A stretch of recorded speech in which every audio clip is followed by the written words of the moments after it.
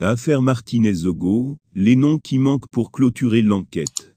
Les chefs d'accusation retenus contre Amougou Belinga, Justin Danhou et les membres du commando, sont la preuve qu'il existe encore des zones d'ombre qu'il faut éclairer dans l'affaire Martinez-Zogo. Et c'est au juge d'instruction de s'en charger avec l'aide des enquêteurs.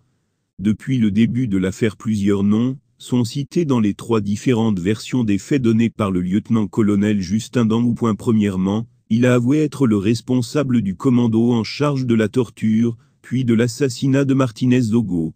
Il précise par ailleurs que ces faits se sont déroulés dans l'immeuble Écan, propriété de Jean-Pierre Amougou Belinga. Deuxièmement, dans les informations obtenues par Reporters sans frontières, RSF, il a également avoué qu'Amougou Belinga était présent, et que ce dernier aurait même asséné des coups aux journalistes dans le sous-sol de son immeuble.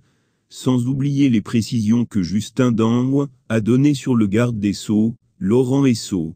D'après les déclarations de Justin Danhou, c'est le membre du gouvernement qui a donné l'ordre final. Dans la 3e version, il cite maintenant le ministre des Finances, Louis-Paul Motaz.